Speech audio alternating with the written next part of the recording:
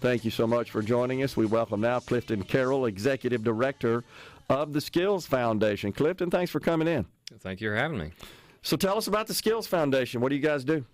So the Skills Foundation is a nonprofit that was started several years ago, basically to try and get more people in the state into skilled trades, fields like manufacturing and energy and construction, IT, healthcare, logistics. Mississippi is doing well in economic development, especially over the last few years, just absolutely knocking it out of the park. And we have a lot of really good jobs throughout the state open. What we don't have quite as many that we need as workers to go into those jobs. And so our entire mission is to try and get more people into those fields where we'll raise incomes and have people have more successful careers. So are you working with high schools, colleges at all levels, or? We are. We've had partnerships with high schools, with community colleges. This past year, actually just in the last month, we've had several signing ceremonies with high schools throughout the state where we go in and we award graduating seniors who are going into these fields that we're talking about. With a signing bonus to help them with the cost of training for things like transportation and equipment and books. And so we've started that program called Skills That Pay about 2 years ago, and we're continuing to grow that program and work with more high schools and colleges throughout the state.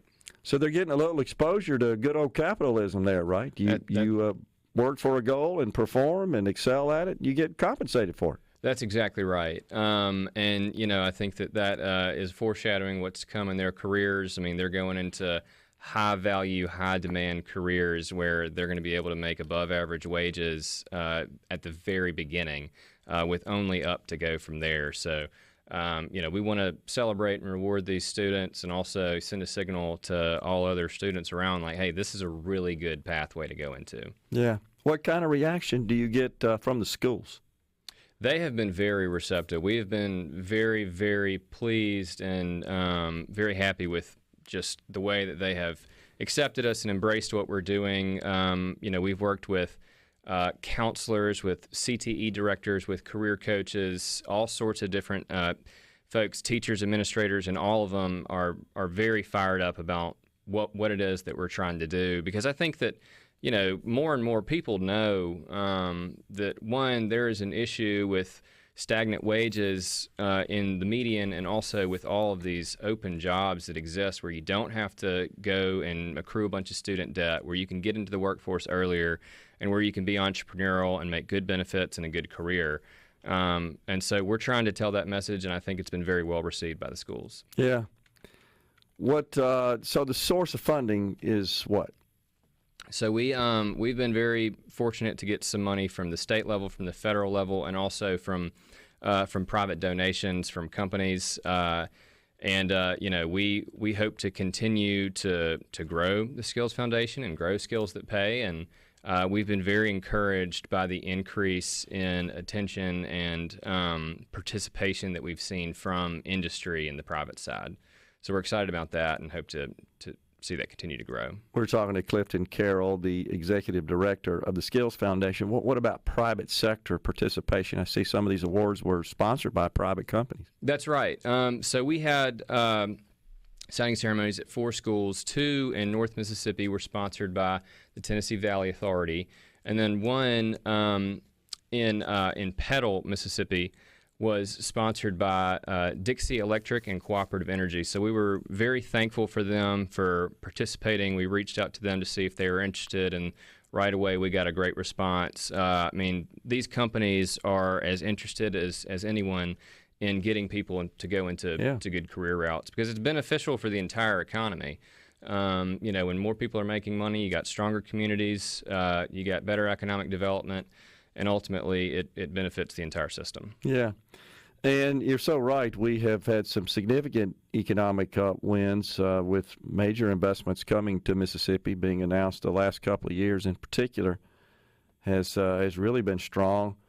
But, of course, top of the list for all of these companies when they make these investments are where do I get the people to staff up here?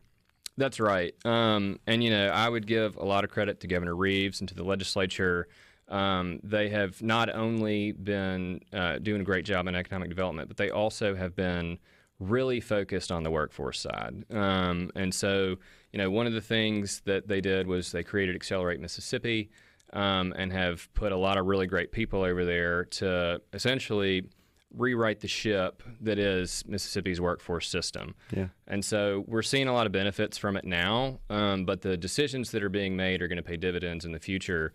And it's going to give these companies who are coming into Mississippi even more of a reason to come and stay, because we're going to be able to produce those workforce that they need to operate their business efficiently.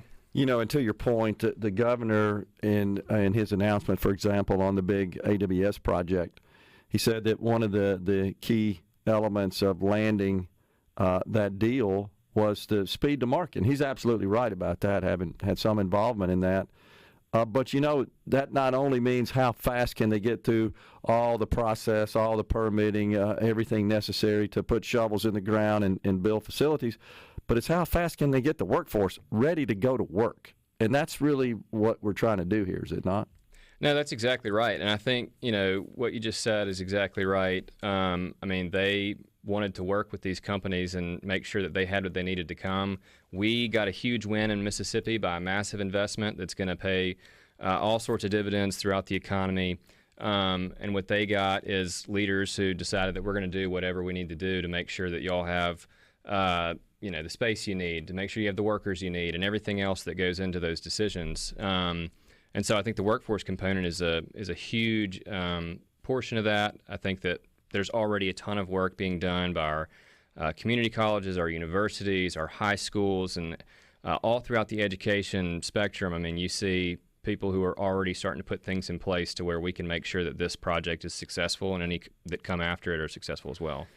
For a long time, historically, Clifton, it always felt to me like that the education environment and the private sector, they really didn't communicate to the extent that they should be.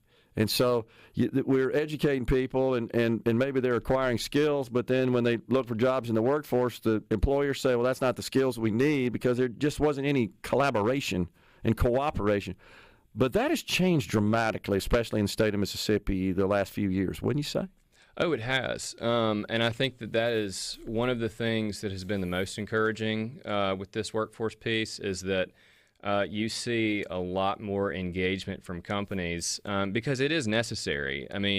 You have these companies who are out there that they need people, and you have education entities that are in place that have the capacity to train people. And when there's that disconnect, nothing gets done. You have a very low percentage of people who actually get into the workforce with the skills that they need. I don't think you'll ever have perfect participation, but Sure. Seeing the improvements that we've seen, I think, are paying dividends, particularly when you see, the community college level, where basically a company can say, we need these types of workers to do this, and they can, in 24 hours, they can build a program to do that. And then, you have folks on the high school side, especially, career coaches, this new program, who can actually start to recruit people into those occupations. So, we're seeing improvement at every level, and I think that as time goes on, we're only going to see that improvement go up. And you see big companies such as Amazon as part of the groundbreaking announcement last week, when they talked about how they are engaging with the educational community in the area, specifically so that they can create programs that produce the skills that they need to staff their facilities. I was actually at, they had a, meeting, roundtable discussion last week at JSC, where they invited education entities from all across the state to come in. And they have curriculums that they will give to these schools for free, where students can go into these curriculums and they can come out on the other side certified with some sort of skill to work for Amazon. So examples like that are where we're going to see a lot more cohesion between the public and private sectors. I just think it's good. I brag a lot about the Communiversity in the Starkville area. And all the programs there, for the most part, were designed by the employers. This is what we need you to teach these people, and as soon as they complete those programs, they're ready to go to work.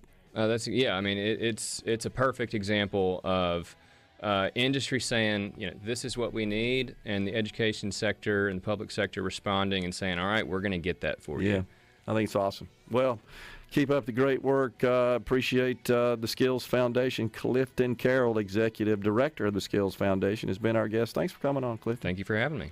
We're stepping aside for a break here. We're in the Element Well studio. Coming right back.